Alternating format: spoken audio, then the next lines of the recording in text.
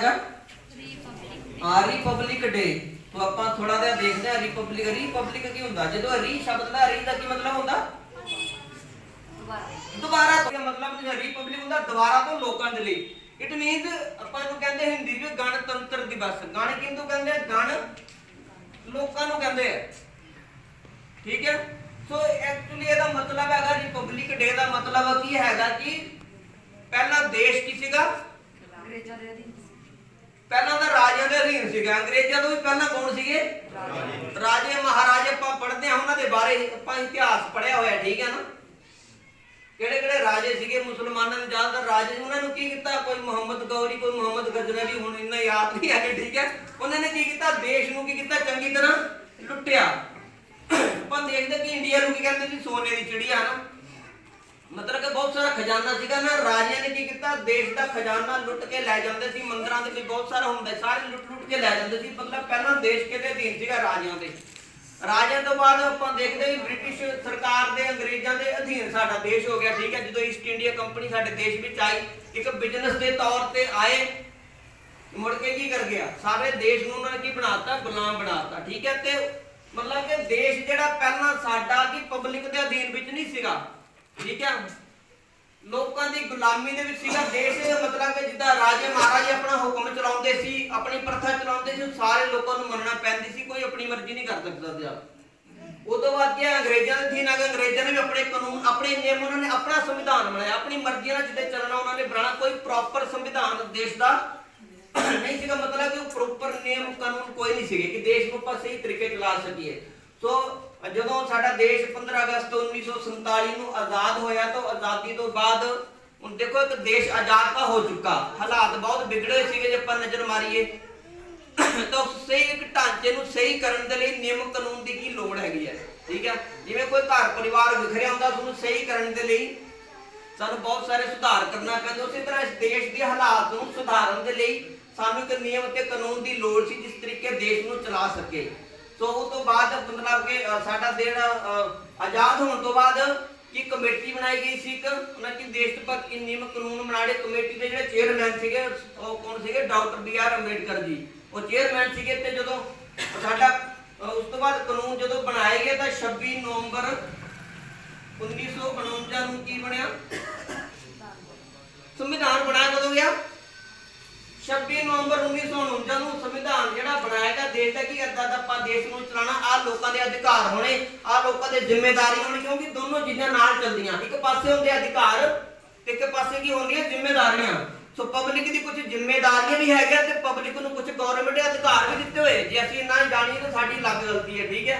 ਸੋ ਇਹ ਵਿਸ਼ਾ ਨਹੀਂ ਹੈਗਾ ਸਾਡਾ ਉਸ ਤੋਂ ਬਾਅਦ ਜੋ ਮਤਲਬ ਕਿ ਸਾਡਾ ਬਣਾਇਆ ਗਿਆ ਕਾਨੂੰਨ ਔਰ ਪਾਸ ਲਾਗੂ ਕਦੋਂ ਹੋਇਆ 26 जनवरी ਨੂੰ मतलब कि रनिंग ਵਿੱਚ ਆ ਗਿਆ लागू हो गया तो देश ਲਈ सब करो दुआवा करो दुआवा मेरे सोने भारत देश ਲਈ सब करो दुआवा करो दुआवा रब सच्चा पंजाब ते रखे रब सच्चा पंजाब ते रखे हर दम ठंडियां छावां सब करो दुआवा करो दुआवा मेरे सोने भारत देश ਲਈ सब करो दुआवा करो दुआवा देश प्रेमी मन प्रकाश ते बाप तो करनी तौबाए बाप तो करनी तौबाए बाप तो करनी तौबाए राज मंगिए सब नाता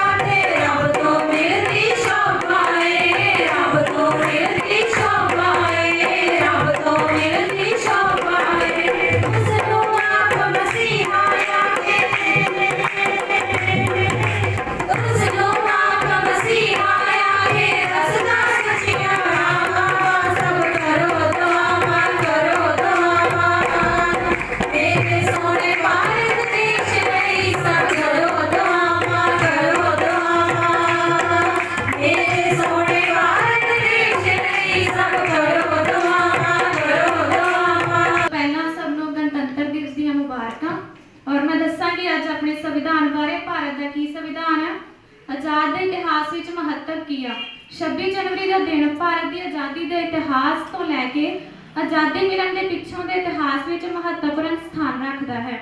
ਜਦੋਂ ਭਾਰਤ ਵਿੱਚ ਆਜ਼ਾਦੀ ਦਾ ਅੰਦੋਲਨ ਚੱਲ ਰਿਹਾ ਸੀ ਤਾਂ 31 ਦਸੰਬਰ 1929 ਨੂੰ ਕਾਂਗਰਸ ਪਾਰਟੀ ਨੇ ਲਾਹੌਰ ਵਿਖੇ ਹੋਏ ਆਪਣੇ ਸਾਲਾਨਾ ਸਮਾਗਮ ਵਿੱਚ ਇੱਕ ਮਤੇ ਰਾਹੀਂ ਅੰਗਰੇਜ਼ਾਂ ਤੋਂ ਪੂਰਨ ਆਜ਼ਾਦੀ ਦੀ ਮੰਗ ਕੀਤੀ ਤੇ ਨਾਲ ਹੀ ਹਰ ਸਾਲ 26 ਜਨਵਰੀ ਨੂੰ ਭਾਰਤ ਦੀ ਆਜ਼ਾਦੀ ਦਾ ਦਿਨ ਮਨਾਉਣ ਦਾ ਫੈਸਲਾ ਕੀਤਾ। ਔਰ ਆਜ਼ਾਦ ਭਾਰਤ ਦਾ ਸੰਵਿਧਾਨ ਲਾਗੂ ਹੋਣਾ, ਉਸ ਦਿਨ ਤੋਂ ਲੈ ਕੇ ਭਾਰਤ ਦੇ ਆਜ਼ਾਦ ਹੋਣ ਤੱਕ ਇਹ ਦਿਨ ਪੂਰਨ ਆਜ਼ਾਦੀ ਦੀ ਮੰਗ ਨੂੰ ਲੈ ਕੇ ਮਨਾਇਆ ਜਾਂਦਾ ਰਿਹਾ ਹੈ ਅਤੇ 15 ਅਗਸਤ 1947 ਨੂੰ ਭਾਰਤ ਆਜ਼ਾਦ ਹੋ ਗਿਆ। ਫਿਰ ਸੁਤੰਤਰ ਭਾਰਤ ਦਾ ਸੰਵਿਧਾਨ ਬਣਾਉਣ ਦਾ ਕੰਮ ਸ਼ੁਰੂ ਹੋਇਆ। 26 ਜਨਵਰੀ 1950 ਨੂੰ ਭਾਰਤ ਦਾ ਸੰਵਿਧਾਨ ਲਾਗੂ ਹੋ ਗਿਆ, ਜਿਸ ਰਾਹੀਂ ਭਾਰਤ ਨੂੰ ਸੁਤੰਤਰਤਾ ਤੇ ਮੁਖਤਿਆਰ ਗਣਤੰਤਰ ਐਲਾਨ ਕੀਤਾ ਗਿਆ। ਭਾਰਤ ਵਿੱਚ ਲੋਕ ਰਾਜ ਕਾਇਮ ਰੱਖਣ ਦਾ ਐਲਾਨ ਕੀਤਾ ਗਿਆ ਅਤੇ ਭਾਰਤ ਵਾਸੀਆਂ ਨੂੰ ਬੋਲਣ, ਲਿਖਤ, ਤੁਰਨ ਫਿਰਨ, ਜਾਇਦਾਦ ਬਣਾਉਣ ਅਤੇ ਵੋਟਾਂ ਪਾਉਣ ਦੇ ਬੁਨਿਆਦੀ ਅਧਿਕਾਰ ਦਿੱਤੇ ਗਏ। ਇਸ ਸੰਵਿਧਾਨ ਅਨੁਸਾਰ ਅੱਜ ਤੱਕ ਭਾਰਤ ਵਿੱਚ ਰਾਜ ਚਲਾਇਆ ਜਾ ਰਿਹਾ ਹੈ। 1948 ਵਿੱਚ ਡਾਕਟਰ B.R. ਅੰਬੇਦਕਰ ਨੇ ਸੰਵਿਧਾਨ ਦੀ ਰੂਪਰੇਖਾ ਤਿਆਰ ਕੀਤੀ। ਭਾਰਤ ਦਾ ਸੰਵਿਧਾਨ ਦੁਨੀਆ ਵਿੱਚ ਸਭ ਤੋਂ ਲੰਮਾ ਅਤੇ ਵਿਸਤਾਰਿਤ ਸੰਵਿਧਾਨ ਰਿਹਾ ਹੈ। ਇਸ ਨੂੰ ਪੂਰਾ ਕਰਨ ਵਿੱਚ 2 ਸਾਲ 11 ਮਹੀਨੇ 18 ਦਿਨ ਲੱਗੇ। ਇਸ ਲਈ ਭਾਰਤ ਦਾ ਸੰਵਿਧਾਨ ਦੁਨੀਆ ਵਿੱਚ ਇੱਕ ਅਹਿਮ ਅਤੇ ਅਨੋਖਾ ਸੰਵਿਧਾਨ ਮੰਨਿਆ ਜਾਂਦਾ ਹੈ। ਸਾਡੇ ਦੇਸ਼ ਦਾ ਲੋਕਤੰਤਰ ਇਸੇ ਸੰਵਿਧਾਨ ਦੁਆਰਾ ਚੱਲਦਾ ਹੈ। ਇਸ ਦੇਸ਼ ਦੇ ਨਾਗਰਿਕ ਹੁੰਦੇ ਹੋਏ ਸਾਨੂੰ ਸਾਡੇ ਸੰਵਿਧਾਨ ਦੁਆਰਾ ਬਣੇ ਕਾਨੂੰਨਾਂ ਦੀ ਪਾਲਣਾ ਕਰਨੀ ਚਾਹੀਦੀ ਹੈ। ਅੱਜ ਅਸੀਂ 26 ਜਨਵਰੀ 2021 ਨੂੰ ਸਾਡੇ ਦੇਸ਼ ਦਾ 72ਵਾਂ ਗਣਤੰਤਰ ਦਿਵਸ ਮਨਾ ਰਹੇ ਹਾਂ। ਧੰਨਵਾਦ। सोना देश पंजाब कोई लगे ना हिसाब, सोना देश पंजाब कोई लगे ना हिसाब। हर बंदा इत्थे लालच च फसिया, फैशनां ने पक्की दुनिया तेरा पीरी ने पंजाब मेरा लुटिया, फैशनां ने पक्की दुनिया तेरा पीरी ने पंजाब मेरा लुटिया, फैशनां ने पक्की दुनिया।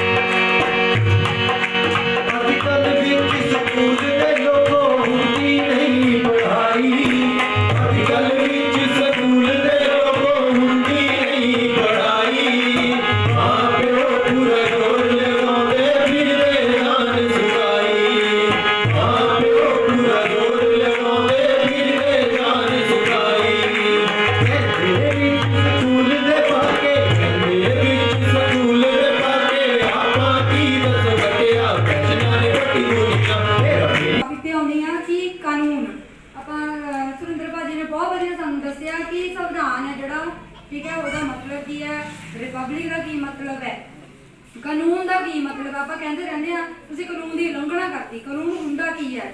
ਮੈਂ ਤੁਹਾਨੂੰ ਦੱਸਦੀ ਹਾਂ ਕਿ ਦੇਸ਼ ਦੇ ਸੰਵਿਧਾਨ ਵਿੱਚ ਜੋ ਨਿਯਮ ਬਣਾਏ ਗਏ ਨੇ ਦੇਸ਼ ਨੂੰ ਚਲਾਉਣ ਲਈ, ਦੇਸ਼ ਦੀ ਸੁਰੱਖਿਆ ਲਈ, ਦੇਸ਼ ਵਿੱਚ ਸ਼ਾਂਤੀ ਬਣਾਈ ਰੱਖਣ ਲਈ, ਉਹਨਾਂ ਨਿਯਮਾਂ ਨੂੰ ਜੇ ਕੋਈ ਤੋੜਦਾ ਹੈ, ਉਲੰਘਣਾ ਕਰਦਾ ਹੈ, ਤਾਂ ਉਸ ਉਲੰਘਣਾ ਨੂੰ ਰੋਕਣ ਲਈ ਜੋ ਨਿਯਮ ਬਣਾਇਆ ਜਾਂਦਾ ਉਹਨੂੰ ਕੀ ਕਿਹਾ ਜਾਂਦਾ, ਕਾਨੂੰਨ।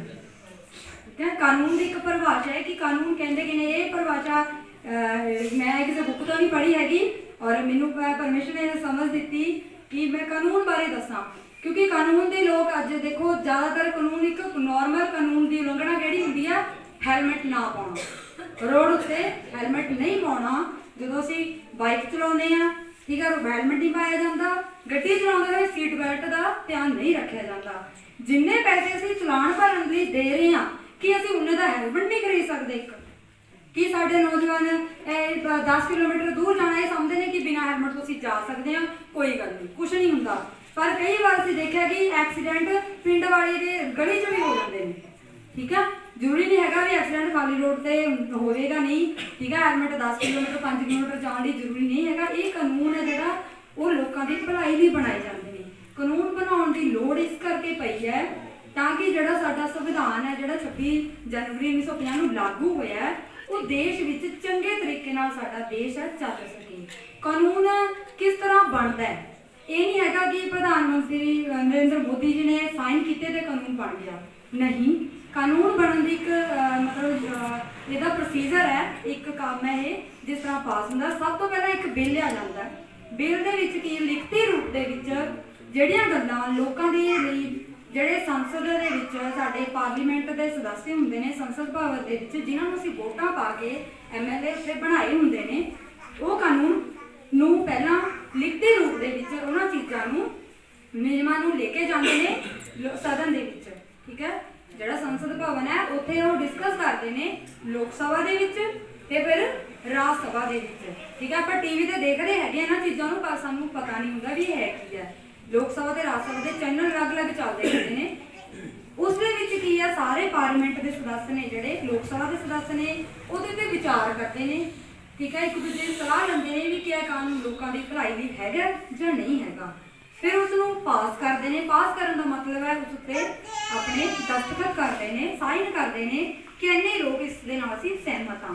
ਫਿਰ ਉਸ ਨੂੰ ਰਾਜ ਸਭਾ ਦੇ ਵਿੱਚ ਭੇਜਿਆ ਜਾਂਦਾ ਹੈ ਕਿ ਉਸ ਕਾਨੂੰਨ ਤੇ ਫਿਰ ਤੋਂ ਦੁਬਾਰਾ ਵਿਚਾਰ ਕੀਤਾ ਜਾਵੇ ਕਿ ਇਸ ਦੇ ਦੁਆਰਾ ਕਿਸੇ ਦਾ ਕੋਈ ਲੋਕਾਂ ਦੇ ਵਿੱਚ ਭਲਾਈ ਹੋਵੇ, ਨਾ ਕਿ ਕਿਸੇ ਦਾ ਨੁਕਸਾਨ ਹੋ ਜਾਵੇ। ਜਦੋਂ ਉਹ ਦੋਨਾਂ ਸਦਨਾਂ ਵਿੱਚ ਪਾਸ ਹੋ ਜਾਂਦਾ ਬਿੱਲ, ਤਾਂ ਉਹ ਰਾਸ਼ਟਰਪਤੀ ਜੀ ਦੀ ਮਨਜ਼ੂਰੀ ਲਈ ਭੇਜਿਆ ਜਾਂਦਾ ਹੈ ਕਿ ਉਹ ਆਪਣੇ ਸਾਈਨ ਕਰਨ, ਕਿਉਂਕਿ ਪ੍ਰਧਾਨ ਮੰਤਰੀ ਤੋਂ ਵੱਡਾ ਅਹੁਦਾ ਰਾਸ਼ਟਰਪਤੀ ਜੀ ਦਾ ਹੁੰਦਾ ਹੈ, ਜੋ ਸਾਡੇ ਦੇਸ਼ ਦੇ ਵਿੱਚ ਰਾਸ਼ਟਰਪਤੀ ਨੇ। ਠੀਕ ਹੈ, ਉਹ ਸਾਈਨ ਕਰਦੇ ਨੇ। ਫਿਰ ਉਹ ਬਿੱਲ ਕੀ ਹੈ, ਇੱਕ ਕਾਨੂੰਨ ਬਣ ਜਾਂਦਾ ਹੈ। ਠੀਕ ਹੈ, ਇਸ ਤਰ੍ਹਾਂ ਇੱਕ ਕਾਨੂੰਨ ਬਣਦਾ ਹੈ। ਤਾਂ ਸਾਨੂੰ ਪਤਾ ਹੋਣਾ ਚਾਹੀਦਾ, ਅਸੀਂ ਮਸੀਹੀ ਲੋਕ, ਪੜ੍ਹੇ ਲਿਖੇ ਲੋਕ, ਸਭ ਤੋਂ ਜ਼ਿਆਦਾ ਪੜ੍ਹੇ ਲਿਖੇ ਮਸੀਹੀ ਲੋਕਾਂ ਨੂੰ ਮੰਨਿਆ ਜਾਂਦਾ, ਸਮਝਦਾਰ ਸਾਨੂੰ ਮੰਨਿਆ ਜਾਂਦਾ ਹੈ। ਤਾਂ ਇਸ ਦੀ ਜਾਣਕਾਰੀ ਵੀ ਸਾਨੂੰ ਸਭ ਨੂੰ ਹੋਣੀ ਜ਼ਰੂਰੀ ਹੈ। ਔਰ ਮੈਂ ਕੁਝ ਇੱਕ ਗੱਲਾਂ ਹੋਰ ਦੱਸਾਂਗੀ ਕਿ ਕਾਨੂੰਨ ਜਦੋਂ ਬਣ ਜਾਂਦਾ ਹੈ, ਠੀਕ ਹੈ, ਜਦੋਂ ਉਹਦੀ ਕੋਈ ਉਲੰਘਣਾ ਕਰਦਾ ਹੈ, ਉਹਦੇ ਲਈ ਕੀ ਬਣਿਆ ਹੈਗਾ, ਜੱਜ ਜਿਹੜੇ ਨਿਆਂ ਕਰਦੇ ਨੇ। ਪਿਛਲੇ ਦਿਨਾਂ ਵਿੱਚ ਡਰਾਮਾ ਆਇਆ ਸੀ ਸੱਚਾ ਨਿਆਂ, ਜਿਹੜੇ ਨਿਆਂਪਾਲਿਕਾ ਹੈ, ਯਾਨੀ ਕਿ ਹਾਈ ਕੋਰਟ, ਸੁਪਰੀਮ ਕੋਰਟ, ਅਦਾਲਤਾਂ ਜਿਹੜੀਆਂ ਨੇ, ਉਹ ਕਾਨੂੰਨਾਂ ਨੂੰ ਉਹ ਫੈਸਲਾ ਕਰਦੇ ਨੇ ਕਿ ਕਿਹਨੇ ਉਲੰਘਣਾ ਕੀਤੀ ਹੈ, ਇਸ ਲਈ ਉਹਨੂੰ ਕਿਹੜੀ ਸਜ਼ਾ ਮਿਲੇਗੀ। ਜਿਹੜੇ ਸਾਡੀ ਪੁਲਿਸ ਫੋਰਸ ਹੈ, ਉਹ ਕਾਨੂੰਨ ਨੂੰ ਲਾਗੂ ਕਰਨ 'ਚ, ਉਹਨੂੰ ਸ਼ਾਂਤੀ ਨੂੰ ਬਣਾਈ ਰੱਖਣ ਲਈ ਮਦਦ ਕਰਦੀ ਹੈ। ਇਹ ਸਾਡਾ ਜਿਹੜਾ ਇੰਡੀਆ ਦਾ ਇੱਕ ਸਿਸਟਮ ਹੈ, ਜਿਸ ਤਰ੍ਹਾਂ ਇੱਥੇ ਕਾਨੂੰਨ ਬਣਦੇ ਨੇ ਤੇ ਚੱਲਦੇ ਨੇ। ਹੁਣ ਅੱਜ ਦੇ ਟੌਪਿਕ ਤੇ ਕਿਸਾਨਾਂ ਨੇ ਜਿਹੜਾ ਕਾਨੂੰਨ ਹੈ ਉਹਦਾ ਵਿਰੋਧ ਕਿਸ ਤਰ੍ਹਾਂ ਹੈ। ਹੁਣ ਤੁਹਾਨੂੰ ਪਤਾ ਲੱਗ ਗਿਆ ਵੀ ਕਾਨੂੰਨ ਕਿਵੇਂ ਬਣਿਆ। ਜਿਹੜੇ ਕਿਸਾਨ ਵਿਰੋਧ ਕਰਦੇ ਨੇ ਕਾਨੂੰਨ ਦਾ, ਉਹ ਜਿਹੜਾ ਬਣ ਕੇ ਆਇਆ, ਉਹ ਅੱਜ ਇੱਕੋ ਦਮ ਤਾਂ ਉੱਠ ਕੇ ਚਲੇ ਨਹੀਂ ਗਏ। ਉਹਨਾਂ ਨੇ ਦੇਖਿਆ ਵੀ ਇਹਨਾਂ ਨੇ ਬਿੱਲ ਪਾਸ ਕਰਕੇ ਕਾਨੂੰਨ ਬਣਾਤਾ, ਉਹਦੇ ਵਿੱਚ ਕੀ ਹੋਇਆ, ਉਹਨਾਂ ਨੇ ਕਿਸਾਨਾਂ ਦੀ ਕੋਈ ਸਲਾਹ ਨਹੀਂ ਲਈ। ਠੀਕ ਹੈ, ਜੇ ਉਹ ਸਲਾਹ ਪਹਿਲਾਂ ਲਈ ਜਾਂਦੀ ਤਾਂ ਉਹਨਾਂ ਨੂੰ ਇਸ ਚੀਜ਼ ਦੀ ਲੋੜ ਨਹੀਂ ਸੀ ਪੈਣੀ ਵੀ ਉੱਥੇ ਜਾ ਕੇ ਵਿਰੋਧ ਕਰਨ, ਧਰਨਾ ਦੇਣ। ਜੇ ਉਹ ਸਲਾਹ ਨਾਲ ਬਣਾਏ ਜਾਂਦੇ, ਉਹਨਾਂ ਨੂੰ ਸਮਝਾਇਆ ਜਾਂਦਾ। ਕਾਨੂੰਨ ਲਾਗੂ ਕਰਨ ਤੋਂ ਪਹਿਲਾਂ ਸਰਕਾਰ ਨੂੰ ਚਾਹੀਦਾ ਸੀ ਕਿ ਉਹ ਸਮਝਾਉਂਦੇ, ਔਰ ਸਮਝਾਉਣ ਤੋਂ ਬਾਅਦ, ਗੱਲਬਾਤ ਕਰਨ ਤੋਂ ਬਾਅਦ ਫਿਰ ਉਸ ਕਾਨੂੰਨ ਨੂੰ ਪਾਸ ਕਰਦੇ, ਫਿਰ ਲਾਗੂ ਕਰਨ ਬਾਰੇ ਲੋਕਾਂ ਨੂੰ ਸਮਝਾਉਂਦੇ, ਲਾਗੂ ਕਰਕੇ ਫਿਰ ਉਹ ਲੋਕਾਂ ਨੂੰ ਉਸਦਾ ਫਾਇਦਾ ਹੁੰਦਾ। ਕਿਹਾ ਜਾ ਰਿਹਾ ਟੀਵੀ ਤੇ ਬਾਰ-ਬਾਰ ਕਿ ਇਹ ਕਾਨੂੰਨ ਹੈ ਜਿਹੜੇ ਕਿਸਾਨਾਂ ਦੇ ਹਿੱਤ ਲਈ ਨੇ, ਭਲੇ ਲਈ ਨੇ, ਪਰ ਉਹਨਾਂ ਨੂੰ ਇਸ ਗੱਲ ਦੀ ਸਮਝ ਨਹੀਂ ਆ ਰਹੀ ਹੈ ਕਿ ਕਿਸ ਤਰ੍ਹਾਂ ਭਲੇ ਲਈ ਨੇ, ਕਿਉਂਕਿ ਉਹਨਾਂ ਨਾਲ ਤਾਂ ਗੱਲ ਹੀ ਨਹੀਂ ਸੀ ਕੀਤੀ ਕਿਸੇ ਨੇ ਪਹਿਲਾਂ ਉਹਨਾਂ ਨੂੰ ਪੁੱਛਿਆ ਹੀ ਨਹੀਂ ਹੈਗਾ ਕਿ ਅਸੀਂ ਤੁਹਾਡੇ ਲਈ ਕਾਨੂੰਨ ਬਣਾ ਕੇ ਆ ਰਹੇ ਹਾਂ। ਇਸ ਕਰਕੇ ਅਸੀਂ ਦੇਸ਼ ਲਈ ਜਿਹੜੀ ਪ੍ਰੇਅਰ ਕਿਸਾਨਾਂ ਲਈ ਕਰਨੀ ਹੈ, ਇਹ ਸਮਝ ਕੇ ਕਰਨੀ ਆ ਕਿ ਜਿਹੜੇ ਕਾਨੂੰਨ ਨੇ ਉਹ ਸਹੀ ਦਿਸ਼ਾ ਦੇ ਵਿੱਚ ਬਣਨ, ਲੋਕ ਭੜਕ ਨਾ ਜਾਣ। ਠੀਕ ਹੈ, ਸ਼ਾਂਤੀ ਨਾਲ ਅੱਜ ਉਹਨਾਂ ਨੇ ਮਾਰਚ ਵੀ ਕਰਨੀ ਹੈ ਟਰੈਕਟਰ ਲੈ ਕੇ, ਔਰ ਜਦੋਂ ਪਰੇਡ ਹੋ ਰਹੀ ਆ ਉਹ ਵੀ ਪਰੇਡ ਕਰਨਗੇ। ਔਰ ਅਸੀਂ ਪ੍ਰੇਅਰ ਕਰਨੀ ਕਿ ਸ਼ਾਂਤੀ ਨਾਲ ਸਾਰਾ ਸਿਸਟਮ ਹੋਵੇ, ਕਿਉਂਕਿ ਕਰੋਨਾ ਵਾਇਰਸ ਦੇ ਕਰਕੇ ਸ਼ਾਇਦ ਪਰੇਡ ਦਾ ਜਿਹੜਾ ਸਮਾਂ ਘਟਾ ਦਿੱਤਾ ਗਿਆ ਹੈ। ਇਸ ਕਰਕੇ ਸ਼ਾਂਤੀ ਬਣੀ ਰਹੇ ਉਸ ਜਗ੍ਹਾ ਦੇ ਵਿੱਚ ਵੀ, ਕਿਉਂਕਿ ਬਹੁਤ ਸਾਰੇ ਲੋਕ ਦਿੱਲੀ ਵਿੱਚ ਇਕੱਠੇ ਹੋਏ। ਹਾਲੇਲੂਇਆ, ਖੁਦਾਵੰਦ ਦਾ ਸ਼ੁਕਰ ਕਰਦੇ ਹਾਂ ਕਿ ਰਿਪਬਲਿਕ ਡੇ ਤੇ ਆਪਾਂ ਨੂੰ ਖੁਦਾਵੰਦ ਨੇ ਇਕੱਠਾ ਕੀਤਾ ਹੈ, ਔਰ ਪਰਮੇਸ਼ਵਰ ਦੇ ਖਾਦਮ ਦਾ ਵੀ ਧੰਨਵਾਦ ਕਰਦੇ ਹਾਂ, ਆਪ ਸਭ ਦਾ ਵੀ, ਕਿਉਂਕਿ ਆਪ ਸਭ ਇਸ ਵਿਸ਼ੇਸ਼ ਦਿਨ ਤੇ ਇਕੱਠੇ ਹੋਏ ਹੋ। ਜੇ ਤੁਸੀਂ ਨਾ ਹੋ ਤੇ ਬੰਦਗੀ ਵੀ ਕਿਸੇ ਕੰਮ ਦੀ ਹੈਗੀ ਨਹੀਂ ਹੈ। ਇਸ ਕਰਕੇ ਤੁਸੀਂ ਇਹ ਸਪੈਸ਼ਲ ਦਿਨ ਤੇ ਇਕੱਠੇ ਹੋਏ ਹੋ, ਔਰ ਬੜਾ ਹੀ ਅੱਛਾ ਮੈਸੇਜ ਭੈਣਾਂ ਦੁਆਰਾ, ਨੌਜਵਾਨ ਭਾਈਆਂ ਦੁਆਰਾ ਮੈਨੂੰ ਸੁਣਨ ਨੂੰ ਮੌਕਾ ਮਿਲਿਆ ਹੈ। ਧੰਨਵਾਦ ਕਰਦੇ ਹਾਂ। ਔਰ ਇਹਨਾਂ ਆਦਰ ਦੇਣ ਦੇ ਲਈ ਇੱਕ ਭਜਨ ਮੇਰੀ ਬੇਟੀ ਗਾਏਗੀ। यसु मेरी जिंदगी ते यसु मेरी जान है, ना डरांगा ना कंबांगा मेरा यो ईमान है। यसु मेरी जिंदगी ते यसु मेरी जान है, ना डरांगा ना कंबांगा मेरा यो ईमान है। यसु नाम कर मेरी जिले मते बलका, नाम कर मेरी जिले मते बलका, सोचे दा नारा हालेलुया हालेलुया।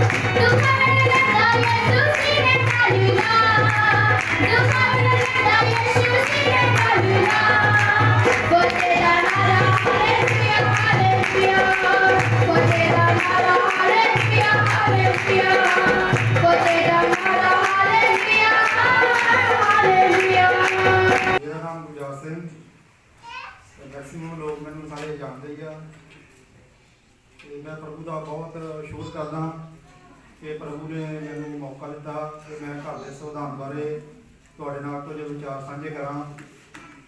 ਆਪਾਂ ਨੂੰ ਪਤਾ ਵੀ ਕੋਈ ਵੀ ਮਤਲਬ ਵਰਲਡ ਜਾਂ ਦੇਸ਼ ਜਾਂ ਕੋਈ ਸੰਸਥਾ ਜਾਂ ਚਰਚ ਜਾਂ ਕੋਈ ਯੂਨੀਅਨ ਬਣਦੀ ਆ, ਉਹਦਾ ਕੋਈ ਨਾ ਕੋਈ ਜ਼ਰੂਰ ਸੰਵਿਧਾਨ ਲਿਖਿਆ ਜਾਂਦਾ, ਜਿਸ ਮੁਤਾਬਕ ਹਰ ਇੱਕ ਨੂੰ ਉਸ ਸੰਵਿਧਾਨ ਦੇ ਅਨੁਸਾਰ ਚੱਲਣ ਵਾਸਤੇ ਕਿਹਾ ਜਾਂਦਾ ਵਾ।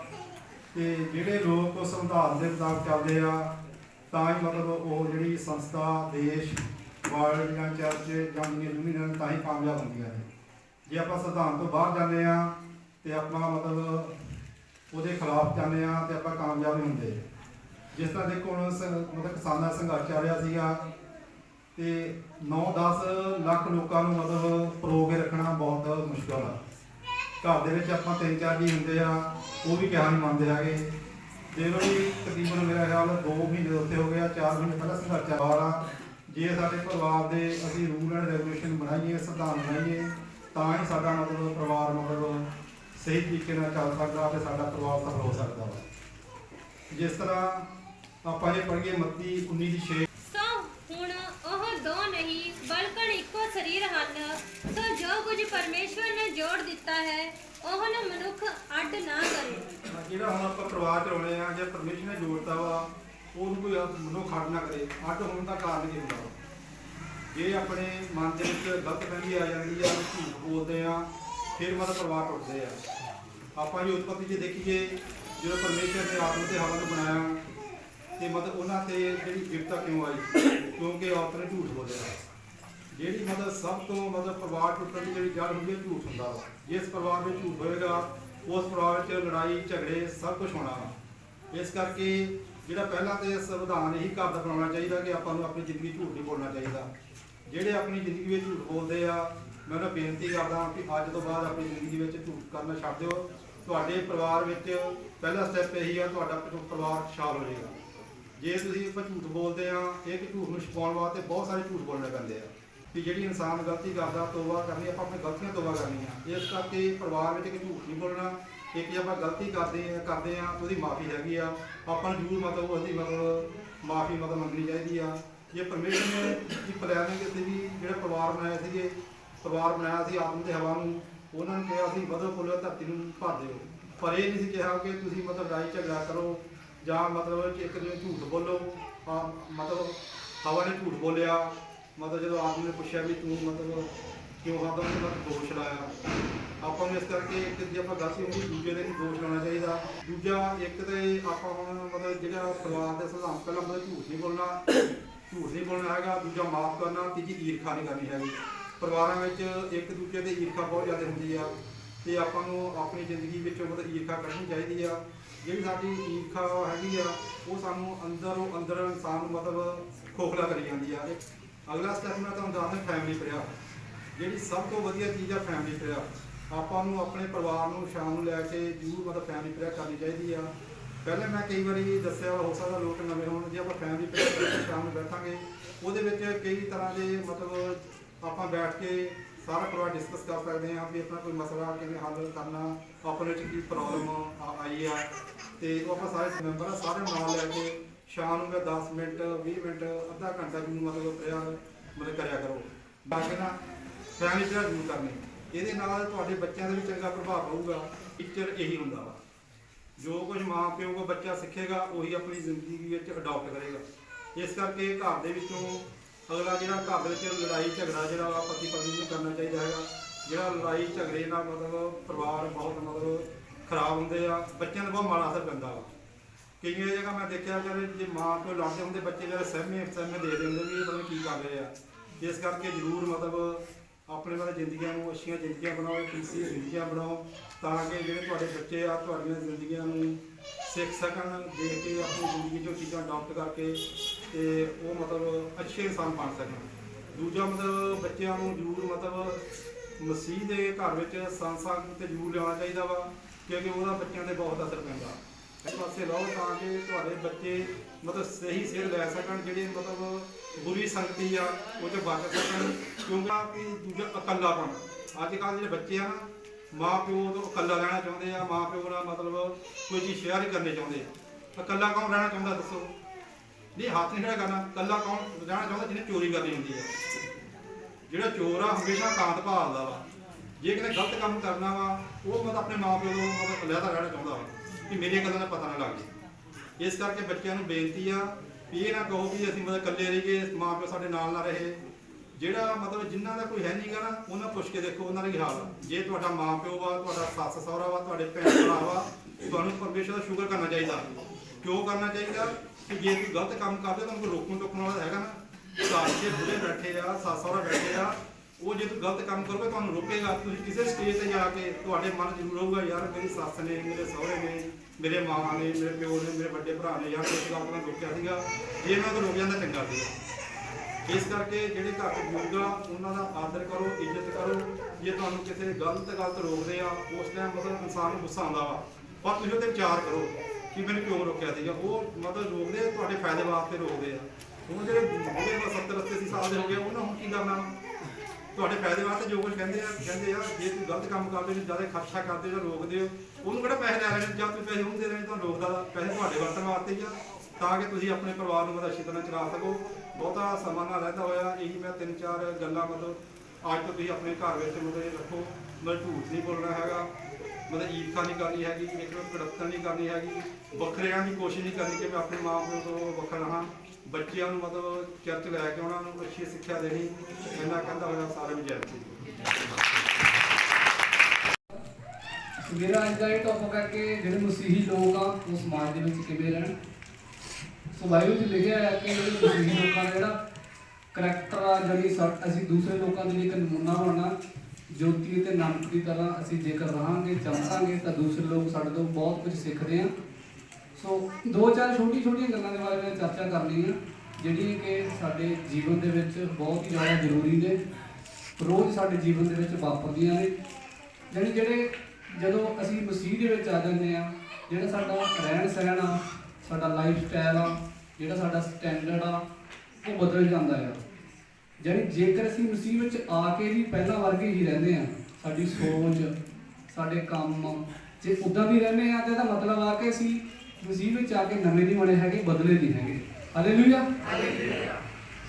ਸੋ ਜਿਵੇਂ ਹੁਣ ਅਸੀਂ ਦੇਖਦੇ ਆ ਕਿ ਜਦੋਂ ਪਿੰਡਾਂ ਦੇ ਵਿੱਚ ਆਮ ਗੱਲ ਵੇਖਣ ਨੂੰ ਮਿਲਦੀ ਆ, ਖਾਸ ਕਰਕੇ ਸਾਰੇ ਪਿੰਡਾਂ ਵਿੱਚ ਜ਼ਿਆਦਾਤਰ ਹੁੰਦੀਆਂ ਨੇ, ਸਾਡੇ ਪਿੰਡ ਵੀ ਬਹੁਤ ਜ਼ਿਆਦਾ ਆ। ਮੰਨ ਲਓ ਕਿਸੇ ਦੇ ਕੋਈ ਮੈਰਿਜ ਆ, ਕਿਸੇ ਦੇ ਵਿਆਹ ਆ, ਲੋਕ ਪਤਾ ਕੀ ਕਰਦੇ ਨੇ, ਲੋਕ ਗਲੀ ਦੇ ਵਿੱਚ ਸਾਰੀ ਗਲੀ ਦੇ ਵਿੱਚ ਟੈਂਟ ਲਾ ਕੇ ਬੰਦ ਕਰ ਦਿੰਦੇ ਨੇ। ਉਹਨਾਂ ਨੂੰ ਇਹ ਨਹੀਂ ਫਿਕਰ ਹੁੰਦਾ ਵੀ ਅਸੀਂ ਕਿਸੇ ਨੂੰ ਕੁਝ ਦੱਸਣਾ ਵੀ ਆ। ਹਾਲਾਂਕਿ ਜਿਵੇਂ ਹੁਣ ਅਸੀਂ ਕਈ ਵਾਰ ਕੰਮ ਤੋਂ ਰਾਤ ਨੂੰ ਘਰੇ ਜਾਈਦਾ, ਸਾਨੂੰ ਬਾਅਦ 'ਚ ਹੀ ਪਤਾ ਲੱਗਦਾ ਆ ਵੀ ਅੱਗੇ ਰਸਤਾ ਬੰਦ ਆ, ਹੈ ਨਾ। ਕਹਿਣ ਦਾ ਮਤਲਬ ਇਹ ਆ ਕਿ ਜਿਹੜੇ ਸਾਡੇ ਇੰਡੀਅਨ ਲੋਕ ਆ ਇਹਨਾਂ ਦੀ ਇੱਕ ਖਾਸੀਅਤ ਆ ਕਿ ਅਸੀਂ ਆਪਣੀ ਖੁਸ਼ੀ ਦੇ ਲਈ ਦੂਜੇ ਨੂੰ ਪਰੇਸ਼ਾਨ ਕਰਨਾ ਇੱਕ ਖੂਬੀ ਸਮਝਦੇ ਹਾਂ। ਮੰਨ ਲਓ ਕਿਸੇ ਦੇ ਘਰੇ ਪ੍ਰੋਗਰਾਮ ਆ, ਅਸੀਂ ਜਦੋਂ ਉਹ ਪ੍ਰੋਗਰਾਮ ਕਰਦੇ ਆ ਅਸੀਂ ਆਪ ਖੁਸ਼ ਹੁੰਦੇ ਆ, ਸਾਨੂੰ ਖੁਸ਼ੀ ਹੁੰਦੀ ਆ, ਪਰ ਅਸੀਂ ਆਪਣੀ ਖੁਸ਼ੀ ਦੇ ਵਿੱਚ ਬਹੁਤ ਸਾਰੇ ਲੋਕਾਂ ਨੂੰ ਦੁਖੀ ਕਰ ਦਿੰਦੇ ਆ, ਡਿਸਟਰਬ ਕਰਦੇ ਆ, ਮਤਲਬ ਪਰੇਸ਼ਾਨ ਕਰ ਦਿੰਦੇ ਆ। ਇਹ ਸਾਡੇ ਖਾਸ ਕਰਕੇ ਪੰਜਾਬੀ ਲੋਕਾਂ ਦੀ ਬਹੁਤ ਜ਼ਿਆਦਾ ਖੂਬੀ ਆ। ਸੋ ਮੈਂ ਸਮਝਦਾ ਮਸੀਹੀ ਲੋਕ ਵੀ ਥੋੜੇ ਬਹੁਤੇ ਇਹਦੇ ਵਿੱਚ ਸ਼ਾਮਲ ਨੇ। ਸੋ ਸਾਨੂੰ ਚਾਹੀਦਾ ਆ ਜਿਹੜੇ ਮਸੀਹੀ ਲੋਕ ਆ, ਅਸੀਂ ਕਦੇ ਵੀ ਕੋਈ ਵੀ ਫੰਕਸ਼ਨ ਆਪਣੇ ਘਰ ਦੇ ਵਿੱਚ ਜਾਂ ਗਲੀ ਮੁਹੱਲੇ ਵਿੱਚ ਕਰਦੇ ਆ, ਜਿਹੜੀ ਮਸੀਹੀ ਲੋਕਾਂ ਦਾ ਜਿਹੜਾ ਸਟੈਂਡਰਡ ਇਹ ਆ ਕਿ ਸਾਡਾ ਜਿਹੜਾ ਕੀ ਕਹਿੰਦਾ ਸਾਨੂੰ ਸੋਚਣਾ ਚਾਹੀਦਾ ਆ ਕਿ ਸਾਡੀ ਜ਼ਿੰਦਗੀ ਦੇ ਦੁਆਰਾ, ਸਾਡੇ ਸ਼ਬਦਾਂ ਦੇ ਦੁਆਰਾ, ਸਾਡੇ ਕੰਮਾਂ ਦੇ ਦੁਆਰਾ ਕਿਸੇ ਨੂੰ ਕੋਈ ਪ੍ਰੋਬਲਮ ਤਾਂ ਨਹੀਂ ਹੋ ਰਹੀ, ਸਾਡੇ ਕਾਰਨ ਕੋਈ ਪਰੇਸ਼ਾਨ ਤਾਂ ਨਹੀਂ ਹੋ ਰਿਹਾ। ਸੋ ਇਹਨਾਂ ਛੋਟੀਆਂ ਗੱਲਾਂ ਕਰਕੇ ਜਿਹੜਾ ਸਾਡਾ ਜੀਵਨ ਆ ਉਹ ਇੱਕ ਵਧੀਆ ਬਣਦਾ ਆ। ਸੋ ਜਿਹੜੇ ਫੋਰਨ ਦੇ ਲੋਕ ਨੇ ਉਹਨਾਂ ਬਾਰੇ ਸਾਰੇ ਜਾਣਦੇ ਆ ਕਿ ਉਹਨਾਂ ਦਾ ਇੱਕ ਹੀ ਮਕਸਦ ਹੁੰਦਾ ਆ, ਘਰ ਦੇ ਵਿੱਚ ਬਾਹਰ ਕਿਤੇ ਵੀ ਉਹ ਜਾਂਦੇ ਨੇ ਉਹ ਇੱਕੋ ਚੀਜ਼ ਸੋਚਦੇ ਆ ਕਿ ਸਾਡੇ ਦੁਆਰਾ ਕਿਸੇ ਨੂੰ ਕੋਈ ਪ੍ਰੋਬਲਮ ਨਾ ਹੋਵੇ। ਹਾਲੇਲੂਇਆ। ਸੋ ਜਿਹੜੇ ਮਸੀਹੀ ਲੋਕ ਆ ਵਰਲਡ ਦੇ ਵਿੱਚ ਫੇਮਸ ਇਸੇ ਗੱਲ ਕਰਕੇ ਆ ਕਿ ਉਹ ਸਾਰਿਆਂ ਨਾਲੋਂ ਅਲੱਗ ਨੇ, ਵੱਖਰੇ ਨੇ। ਸੋ ਮੈਂ ਸਮਝਦਾ ਆ ਕਿ ਜਿਹੜਾ ਸਾਡਾ ਰਹਿਣ ਸਹਿਣ ਆ ਉਹ ਵਧੀਆ ਹੋਣਾ ਚਾਹੀਦਾ। ਦੂਜੀ ਗੱਲ ਇੱਕ ਹੋਰ ਆ ਕਿ ਅਸੀਂ ਆਮ ਦੇਖਦੇ ਹਾਂ ਘਰਾਂ ਦੇ ਵਿੱਚ, ਮੰਨ ਲਓ ਕਿਸੇ ਦੇ ਘਰੇ ਕੋਈ ਰਿਸ਼ਤੇਦਾਰ ਆ ਜਾਂਦਾ ਜਾਂ ਕੋਈ ਚੱਲ ਜਾਂਦਾ ਹੈ ਨਾ, ਸਾਡੇ ਘਰਾਂ ਦੇ ਵਿੱਚ ਸਾਫ਼ ਸਫਾਈ ਦਾ ਬਹੁਤ ਘੱਟ ਧਿਆਨ ਰੱਖਿਆ ਜਾਂਦਾ। ਕਹਿਣ ਦਾ ਮਤਲਬ ਇਹ ਹੈ ਕਿ ਮੰਨ ਲਓ ਤੁਹਾਡੇ ਘਰੇ ਕਿਸੇ ਦੇ ਘਰੇ ਮੈਂ ਆ ਜਾਵਾਂ ਨਾ, ਤੁਹਾਨੂੰ ਦੱਸ ਕੇ, ਅਗਰ ਤੁਸੀਂ ਮੇਰੇ ਆਉਣ ਤੋਂ ਪਹਿਲਾਂ ਆਪਣਾ ਖਿਲਾਰਾ ਨਹੀਂ ਚੱਕਦੇ ਹੈਗੇ, ਮਤਲਬ ਸਾਫ਼ ਸਫਾਈ ਨਹੀਂ ਕਰਦੇ ਹੈਗੇ, ਇਹਦਾ ਮਤਲਬ ਆ ਕਿ ਜਿਹੜਾ ਤੁਹਾਡਾ ਰਹਿਣ ਸਹਿਣ ਦਾ ਢੰਗ ਆ ਉਹ ਬੜਾ ਲੋ ਆ, ਮਤਲਬ ਉਹ ਨੀਵਾਂ ਆ। ਸੋ ਜਿਹੜੀਆਂ ਇਹ ਗੱਲਾਂ ਨੇ ਸਾਡੇ ਜੀਵਨ ਨੂੰ ਵਧੀਆ ਬਣਾਉਂਦੀਆਂ ਨੇ। ਇਹ ਆਮ ਗੱਲਾਂ ਨੇ ਜਿਹੜੀਆਂ ਹਰੇਕ ਘਰ ਦੇ ਵਿੱਚ ਹੁੰਦੀਆਂ ਨੇ। ਇਹ ਸਭ ਤੋਂ ਜ਼ਰੂਰੀ ਨੇ ਜਿਨ੍ਹਾਂ ਦੀ ਅਸੀਂ ਪਾਲਣਾ ਕਰਨੀ ਆ।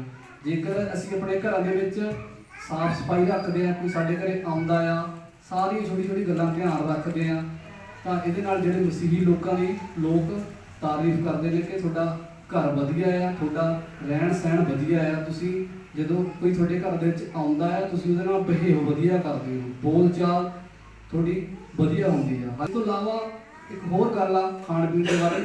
ਜਦੋਂ ਅਸੀਂ ਫੰਕਸ਼ਨ ਦੇ ਵਿੱਚ ਜਾਂਦੇ ਹਾਂ, ਕਿਤੇ ਵੀ ਵਿਆਹ ਸ਼ਾਦੀ ਦੇ ਵਿੱਚ ਜਾਂਦੇ ਹਾਂ, ਹਨਾ, ਛੋਟੀ ਗੱਲਾਂ ਤੁਹਾਨੂੰ ਬੜੀਆਂ ਛੋਟੀਆਂ ਲੱਗਣਗੀਆਂ ਪਰ ਬੜੀਆਂ ਇੰਪੋਰਟੈਂਟ ਗੱਲਾਂ ਨੇ। ਜਦੋਂ ਅਸੀਂ ਕਿਸੇ ਮੈਰਿਜ ਦੇ ਵਿੱਚ ਜਾਂਦੇ ਹਾਂ, ਬਹੁਤ ਸਾਰੇ ਲੋਕ, ਠੀਕ ਆ, ਮੈਨੂੰ ਨਹੀਂ ਪਤਾ ਤੁਹਾਡੇ 'ਚ ਕੋਈ ਹੋ ਸਕਦਾ ਨਹੀਂ ਹੋ ਸਕਦਾ, ਜਦੋਂ ਅਸੀਂ ਖਾਂਦੇ ਆ ਉਹ ਪਲੇਟਾਂ ਨੂੰ ਜ਼ਿਆਦਾ ਭਰ ਲੈਂਦੇ ਨੇ। ਮੰਨ ਲਓ ਕਿਸੇ ਨੇ ਚਾਵਲ ਖਾਣੇ ਆ, ਉਹ ਪਲੇਟ ਬਹੁਤ ਜ਼ਿਆਦਾ ਭਰ ਲੈਂਦੇ ਆ। ਕਹਿਣ ਦਾ ਮਤਲਬ ਇਹ ਉਹਦੇ ਮਾਈਂਡ ਵਿੱਚ ਇਹ ਹੁੰਦਾ ਕਿ ਬਾਅਦ 'ਚ ਮੁੱਕ ਨਾ ਜਾਵੇ। ਸੋ ਮੈਂ ਸਮਝਦਾ ਕਿ ਜਿਹੜੇ ਮਸੀਹੀ ਲੋਕ ਆ ਉਹਨਾਂ ਨੂੰ ਇਹਨਾਂ ਗੱਲਾਂ ਵੱਲ ਧਿਆਨ ਦੇਣਾ ਚਾਹੀਦਾ ਆ ਕਿ ਉਹ ਜਦੋਂ ਬਾਹਰ ਜਾਂਦੇ ਨੇ ਕਿਤੇ ਮੈਰਿਜ ਦੇ ਵਿੱਚ ਜਾਂ ਕਿਸੇ ਫੰਕਸ਼ਨ ਦੇ ਵਿੱਚ, ਖਾਣ ਪੀਣ ਦੇ ਵਿੱਚ ਬਹੁਤ ਹੀ ਜ਼ਿਆਦਾ ਧਿਆਨ ਰੱਖਣਾ ਚਾਹੀਦਾ ਹੈ ਕਿਤੇ ਸਾਡੀ ਇਨਸਲਟ ਨਾ ਹੋ ਜਾਵੇ। ਬਾਈਬਲ 'ਚ ਲਿਖਿਆ ਆ ਇੱਕ ਜਗ੍ਹਾ ਤੇ ਕਿ ਜੇਕਰ ਅਸੀਂ ਕਿਸੇ ਜਗ੍ਹਾ ਤੇ ਖਾਣ ਪੀਣ ਜਾਂਦੇ ਤੇ ਸਾਨੂੰ 3 ਰੋਟੀ ਦੀ ਭੁੱਖ ਆ ਤਾਂ ਸਾਨੂੰ 2 ਜਾਂ 1 ਖਾ ਲੈਣੀ ਚਾਹੀਦੀ ਆ। ਆਪਣਾ ਪੇਟੂ ਪਾਣੀ ਦਿਖਾਉਣਾ ਚਾਹੀਦਾ ਵੀ ਸਾਨੂੰ ਜਿੰਨੀ ਭੁੱਖ ਲੱਗੀ ਆ, 10 ਰੋਟੀ ਦੀ ਭੁੱਖ ਆ ਤਾਂ 10 ਹੀ ਖਾ ਕੇ ਜਾਣੀ ਹੈ। ਸੋ ਇਸ ਲਈ ਇਹ ਗੱਲਾਂ ਸਾਡੇ ਕਰੈਕਟਰ ਦੇ ਉੱਤੇ ਬਹੁਤ ਜ਼ਿਆਦਾ ਅਸਰ ਪਾਉਂਦੀਆਂ ਨੇ। ਠੀਕ ਆ, ਹੋ ਸਕਦਾ ਤੁਹਾਨੂੰ ਨਾ ਪਸੰਦ ਆਉਣ, ਪਰ ਮੈਂ ਤੁਹਾਨੂੰ ਖੁਸ਼ ਕਰਨ ਦੇ ਲਈ ਗੱਲਾਂ ਨਹੀਂ ਦੱਸ ਰਿਹਾ ਹੈਗਾ ਵੀ ਤੁਸੀਂ ਬਾਅਦ 'ਚ ਖੁਸ਼ ਹੋਏ ਮੇਰੀਆਂ ਗੱਲਾਂ ਤਾੜੀਆਂ ਮਾਰ ਦਿਓ। ਠੀਕ ਆ, ਸੋ ਜੋ ਗੱਲਾਂ ਸਹੀ ਨੇ ਮੈਂ ਉਹ ਦੱਸ ਰਿਹਾ ਜੋ ਮੈਂ ਵੇਖਦਾ ਹਾਂ ਆਮ ਲੋਕਾਂ ਦੇ ਵਿੱਚ। ਇਸ ਤੋਂ ਇਲਾਵਾ ਇੱਕ ਹੋਰ ਗੱਲ ਬੜੀ ਇੰਪੋਰਟੈਂਟ ਆ ਜੋ ਮਸੀਹੀ ਲੋਕਾਂ ਦੇ ਕਰੈਕਟਰ ਨੂੰ, ਜੋ ਲੈਵਲ ਨੂੰ ਅੱਗੇ ਕਰਦੀ ਆ। ਠੀਕ ਆ, ਜਿਹੜੇ ਮਸੀਹੀ ਲੋਕ ਅਸੀਂ ਬਾਹਰਲੇ ਲੋਕਾਂ ਵਿੱਚ ਦੇਖਦੇ ਜਿਹੜੇ ਨਾਨ ਕ੍ਰਿਸਚਨ ਲੋਕ ਨੇ ਹਨਾ, ਉਹ ਆਮ ਲੋਕ ਉਹਨਾਂ ਦੇ ਵਿੱਚ ਆਮ ਗੱਲ ਆ ਕਿ ਉਹ ਦਾਜ ਦਹੇਜ ਲੈਂਦੇ ਵੀ ਨੇ ਦਿੰਦੇ ਵੀ ਨੇ। ਪਰ ਜਿਹੜੇ ਮਸੀਹੀ ਲੋਕ ਆ ਸੋ ਇਹਨਾਂ ਨੂੰ ਇੱਕ ਚੀਜ਼ ਚਾਹੀਦੀ ਆ ਕਿ ਉਹ ਮੰਨ ਲਓ ਕਿਸੇ ਮੁੰਡੇ ਦਾ ਵਿਆਹ ਹੁੰਦਾ, ਜਿਹੜੇ ਮਸੀਹੀ ਲੋਕ ਆਪਣੇ ਮੁੰਡਿਆਂ ਦਾ ਵਿਆਹ ਕਰਦੇ ਨੇ ਹਨਾ, ਜਿੰਨੇ ਵੀ ਸਾਡੇ ਚਰਚ ਦੇ ਵਿੱਚ ਨੇ ਮਾਂ-ਬਾਪ ਨੇ ਜਿਨ੍ਹਾਂ ਨੇ ਆਪਣੇ ਮੁੰਡਿਆਂ ਦੇ ਵਿਆਹ ਕਰਨੇ ਨੇ। ਠੀਕ ਆ, ਸੋ ਇੱਕ ਗੱਲ ਧਿਆਨ ਦੇਣੀ ਚਾਹੀਦੀ ਆ ਕਿ ਤੁਸੀਂ ਅਗਰ ਤੁਹਾਨੂੰ ਕਿਸੇ ਨੇ ਜਿਹੜੀ ਕੁੜੀ ਦੇ ਦਿੱਤੀ ਆ, ਠੀਕ ਆ, ਉਸ ਤੋਂ ਉੱਤੇ ਕੁਝ ਨਹੀਂ ਹੁੰਦਾ ਹੈਗਾ। ਜਿਹੜਾ ਦਾਜ ਆ ਇਹ ਇੱਕ ਲਾਹਨਤ ਆ। ਅਸੀਂ ਪਿਛਲੇ ਕਈ ਸਾਲਾਂ ਤੋਂ ਇਹਦੇ ਖਿਲਾਫ ਪ੍ਰਾਰਥਨਾ ਵੀ ਕਰਦੇ ਆ ਰਹੇ, ਸਮਝਾਉਂਦੇ ਵੀ ਆ ਰਹੇ ਆ, ਪਰ ਮਸੀਹੀ ਲੋਕ ਵੀ ਇਸ ਤੋਂ ਪਿੱਛੇ ਨਹੀਂ ਹਟਦੇ ਹੈਗੇ। ਕਹਿਣ ਦਾ ਮਤਲਬ ਉਹ ਵੀ ਦਾਜ ਲਈ ਜਾਂਦੇ ਨੇ। ਸਿਰਫ ਇੰਨੀ ਗੱਲ ਕਹਿ ਦਿੰਦੇ ਆ ਅਸੀਂ ਦਾਜ ਨਹੀਂ ਲੈਣਾ ਹੈਗਾ, ਤੁਸੀਂ ਆਪਣੀ ਕੁੜੀ ਨੂੰ ਜੋ ਦੇਣਾ ਦੇ ਸਕਦੇ ਹੋ। ਕਹਿਣ ਦਾ ਮਤਲਬ ਇਹ ਆ ਵੀ ਕੁੜੀ ਜਦ ਅਗਲੇ ਨੇ ਤੁਹਾਨੂੰ ਦੇ ਦਿੱਤੀ ਆ, ਕੁੜੀ ਤੁਹਾਡੀ ਬਣ ਗਈ ਆ। ਸੋ ਜੇਕਰ ਅਸੀਂ ਦਾਜ ਲੈਂਦੇ ਆ ਤਾਂ ਮੈਂ ਸਮਝਦਾ ਵੀ ਇਹ ਇੱਕ ਲਾਹਨਤ ਵਾਲੀ ਗੱਲ ਆ, ਇਹ ਇੱਕ ਬੜੀ ਗਲਤ ਗੱਲ ਆ। ਮਸੀਹੀ ਲੋਕਾਂ ਦੇ ਕਰੈਕਟਰ ਨੂੰ ਜਿਹੜੀ ਇਹ ਨੀਵਾਂ ਕਰਦੀ ਆ। ਸੋ ਇਸ ਲਈ ਇਹ ਮਸੀਹੀ ਲੋਕਾਂ ਦੇ ਵਿੱਚ ਜਿਹੜੀ ਗੱਲ ਆ ਇਹ ਬਿਲਕੁਲ ਵੀ ਨਹੀਂ ਹੋਣੀ ਚਾਹੀਦੀ, ਮੈਨੂੰ ਬਿਲਕੁਲ ਵੀ ਪਸੰਦ ਨਹੀਂ ਹੈਗੀ। ਕਿਉਂਕਿ ਮੈਂ ਸੋਚ ਸਮਝ ਕੇ ਬੋਲ ਰਿਹਾ ਹਾਂ, ਕਿਉਂਕਿ ਮੇਰਾ ਵਿਆਹ ਹੋਇਆ ਹੈ, ਇਹ ਨਾ ਸੋਚਿਓ। ਠੀਕ ਆ, ਕਿਉਂਕਿ ਆਪਾਂ ਵੀ ਇਸ ਚੀਜ਼ ਦੇ ਖਿਲਾਫ ਹਾਂ। ਸੋ ਇਹਨਾਂ ਸਾਰੀਆਂ ਗੱਲਾਂ ਦਾ ਧਿਆਨ ਰੱਖਣਾ ਹੈ ਜਿਹੜੀਆਂ ਸਾਡੇ ਜੀਵਨ ਨੂੰ ਉੱਚਾ ਕਰਦੀਆਂ ਨੇ। ਸੋ ਜਿਹੜੇ ਮਸੀਹੀ ਲੋਕ ਆ ਇਹਨਾਂ ਦਾ ਜਿਹੜਾ ਜੀਵਨ ਆ ਇੱਕ ਦੂਜੇ ਲੋਕਾਂ ਦੇ ਲਈ ਨਮੂਨਾ ਹੋਣਾ ਚਾਹੀਦਾ ਆ। ਜੇਕਰ ਅਸੀਂ ਦੂਜੇ ਲੋਕਾਂ ਤੋਂ ਅਲੱਗ ਸੋਚ ਰੱਖਦੇ ਹਾਂ, ਅਲੱਗ ਕੰਮ ਕਰਦੇ ਹਾਂ, ਸਾਡੇ ਕੰਮ ਅਲੱਗ ਨੇ, ਤਾਂ ਮੈਂ ਸਮਝਦਾ ਹਾਂ ਕਿ ਦੂਜੇ ਲੋਕ ਬਾਈਬਲ 'ਚ ਲਿਖਿਆ ਕਿ ਤੁਹਾਡੇ ਕੰਮਾਂ ਦੇ ਦੁਆਰਾ ਤੁਹਾਡੇ ਪਰਮੇਸ਼ਵਰ ਦੀ ਮਹਿਮਾ ਕਰਨਾ। ਹਾਲੇਲੂਇਆ। ਇਹ ਨਾ ਕਹਿਣ ਵੀ ਜਿਵੇਂ ਅਸੀਂ ਕਰਦੇ ਆ ਐਵੇਂ ਮਸੀਹੀ ਲੋਕ ਵੀ ਸੇਮ ਉਦਾਂ ਹੀ ਕਰਦੇ ਆ। ਹਾਲੇਲੂਇਆ। ਸੋ ਇਹਨਾਂ ਗੱਲਾਂ ਧਿਆਨ ਰੱਖਣਾ ਪਰਮੇਸ਼ਵਰ ਨੂੰ ਬਹੁਤ ਜ਼ਿਆਦਾ ਆਸ਼ੀਸ਼ ਹੈ।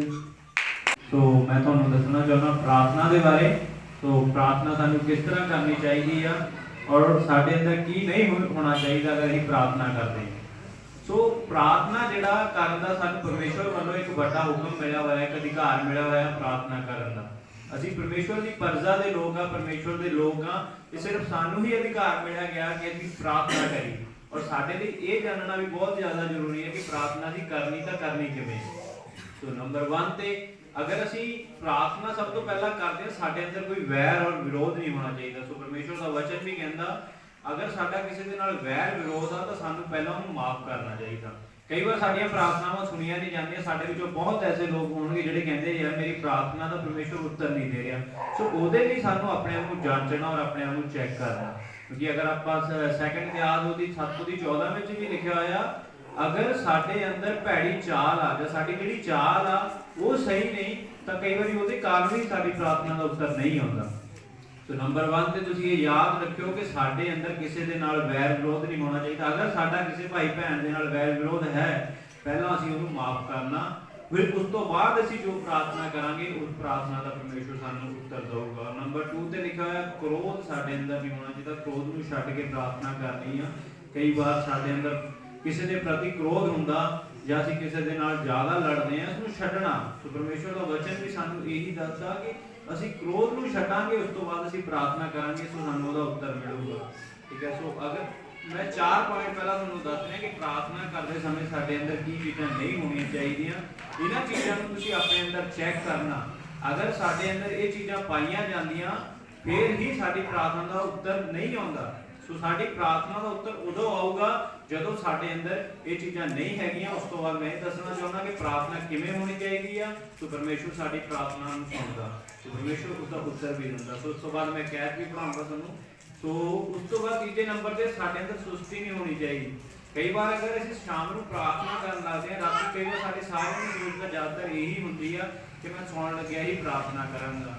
ਔਰ ਤੁਹਾਡੇ ਵਿੱਚੋਂ ਮੈਂ ਖੁਦ ਜਾਣਦਾ ਇਸ ਬਾਰੇ, ਕਈ ਰਾਤ ਨੂੰ ਪ੍ਰਾਰਥਨਾ ਕਰਦੇ ਹਾਂ ਉਸ ਸਮੇਂ ਸਾਡੇ ਤੇ ਬਹੁਤ ਜ਼ਿਆਦਾ ਸੁਸਤੀ ਹੁੰਦੀ ਹੈ। ਔਰ ਕਈ ਵਾਰੀ ਸੋਚੀਏ ਮੈਂ ਸਵੇਰੇ ਪਹਿਲੇ ਟਾਈਮ ਕਰਾਂਗਾ, ਉਦੋਂ ਵੀ ਇਹੀ ਸੁਸਤ ਹੁੰਦੇ ਆ। तो साडे लिए ਜਿਹੜੀ चीज़ ਨੂੰ जानना बहुत ज़्यादा जरूरी आ। साडे अंदर सुस्ती नहीं होनी चाहिए जो प्रार्थना करते हैं। सो परमेश्वर वालों अधिकार मिला गया। सो प्रभु यीशु मसीह ने भी यही कहा सी कि प्रार्थना करो कि परीक्षा विच ना पवो। सो प्रार्थना जिहड़ी आ ज़्यादातर सानू परीक्षा दे विचों भी बाहर कढदी आ, तो सानू सामर्थ दिंदी आ। तो 4 नंबर ते लिखिआ बदनीति नूं छड्ड के प्रार्थना करनी है। जे असीं कलीसिया दे विच आने आ, साडे अंदर किसी भी तरह की बदनीति नहीं होनी चाहिए। यही नहीं काबू होना चाहिए कि मैं अपने परिवार के लिए या अपने अपने अपने लिए ही प्रार्थना करता रहा। तो सानू जरूरत है कि असीं लोकां लई प्रार्थना करिए। लोकां दे नाल साडी किसी दे नाल कोई तरह की बदनीति नहीं होनी चाहिए। इस चीज़ नूं असीं बहुत ज़्यादा जरूरत जानने की है। सो उस तो बाद आपां ये जानना कि असीं प्रार्थना किवें करनी है। सो सब तो नंबर 1 ते लिखा है कि एक मन होकर प्रार्थना करनी है। सो प्रभु यीशु मसीह का वचन भी कहता है जे धरती उत्ते 2 जने मिल के किसी काम के लिए प्रार्थना करते हैं तो मैं उसका उत्तर देना। सानू जरूरत आ एकता में होकर प्रार्थना करनी। अगर असीं अज कलीसिया दे विच हां, सो पिछले दिनों तो आपां नूं ये पता आ रहा है कि सारे पास्टर भी दस रहे हैं कि 26 तरीक को खास करके आपां प्रार्थना ही करनी है देश के लिए और अपने लिए। तो अज आपां रिपब्लिक डे से 26 जनवरी से प्रार्थना करने के लिए इकट्ठे हुए हैं। सो सानू एक मन होना। अज असीं अगर आपां देश के लिए भी प्रार्थना करांगे ना, तो सानू एकता दे विच होना। सो अगर असीं एकता दे विच होकर प्रार्थना करांगे तो परमेश्वर उसदा उत्तर देऊगा। तो नंबर 2 ते लिखिआ अधीन होकर प्रार्थना करनी है। किहदे अधीन होना? हलीम होना। सो अपने आप नूं नम्र करना। अगर असीं अपने आप नूं हलीम करांगे, नम्र करांगे, प्रभु यीशु मसीह दीन बनांगे, सो प्रार्थना करांगे, सो उसदा उत्तर बहुत जल्द आऊगा। इस चीज़ नूं भी सानू समझने की बहुत ज़्यादा जरूरत है। सो तो नंबर 3 ते लिखिआ तनो मनो प्रार्थना करनी। ठीक है। सो वचन में लिखिआ उन्होंने तनो मनो, एलिया ने तनो मनो प्रार्थना की और 3.5 साल वर्षा नहीं हुई। सो इसी तरह की साडी भी प्रार्थना होनी चाहिए। अगर साडी प्रार्थना का परमेश्वर बहुत जल्द उत्तर देगा, क्योंकि एलिया के बारे में पिछले दिनों देख रहे कि एलिया परमेश्वर का नबी सी जिन्हें ये प्रार्थना करी आहाब राजा के सामने कि अज तो बाद इत्थे वर्षा नहीं होगी। सो 3.5 साल वर्षा नहीं हुई। तो साडी प्रार्थना भी तनो मनो होनी चाहिए। बचाव से लिखा निश्चा नाल प्रार्थना करनी। सो निश्चा के नाल अगर असीं प्रार्थना करांगे, सब तो पहला साडा विश्वास होना चाहिए परमेश्वर ते। तो निश्चा के नाल प्रार्थना कीती दा बहुत जल्द उत्तर दिंदे हैं। तो सानू सब तो पहला निश्चा होनी चाहिए कि जिस काम दे लई असीं प्रार्थना करदे हां तो परमेश्वर उसदा उत्तर देऊगा। तो इसलिए सानू इस चीज़ नूं जानना अते सब कुछ जो वचन लिखिआ ते सब कुछ जो तुसीं निश्चा नाल प्रार्थना करके मंगो सो पाओगे। तो इन्हां चीज़ां नूं असीं जानना। असीं परमेश्वर दे लोक हां, परमेश्वर की कलीसिया के लोग हाँ। सो मैं प्रार्थना करावांगा। सब तो पहला एक वचन सारे विचों कोई पढ़ दे 2 क्रॉनिकल्स 2 अध्याय 7-15 है। सो सानू इस चीज़ को जानना और प्रार्थना करनी। आज तो बाद असीं प्रार्थना करनी शुरू करिए एकता दे विच। कई चीज़ां नूं छड्डना और किताब तुहाडे कोल आ, तुसीं इस चीज़ को जानना और ये लगातार प्रार्थना करते रहोगे तो परमेश्वर आने वाले दिनों में सारे कामां नूं पूरा करेगा। तो पढ़ांगे ਹੁਣ ਜਿਹੜੀ ਪ੍ਰਾਰਥਨਾ ਇਸ ਥਾਂ ਕੀਤੀ ਜਾਵੇਗੀ ਉਸ ਉੱਤੇ ਮੇਰੀਆਂ ਅੱਖਾਂ ਖੁੱਲੀਆਂ ਰਹਿਣਗੀਆਂ ਅਤੇ ਮੇਰੇ ਕੰਨ ਲੱਗੇ ਰਹਿਣਗੇ। ਆਮੀਨ। तो इस जगह पर लिखा परमेश्वर कहता जेड़ी प्रार्थना होण इस जगह ते कीती जावेगी, मेरियां अखां उस ते खुलियां रहणगियां, लगियां रहणगियां। We pray, bless India. Jesus, Jesus loves India. Jesus, we pray for India, India.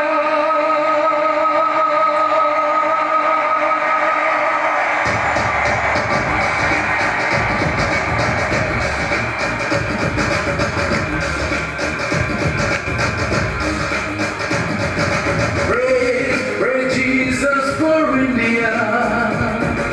Jesus, we pray, bless India. Jesus, Jesus loves India. Yeshu, we pray for India. जब देश का संकट आए, अपना सर पे मंडराए, घबराओ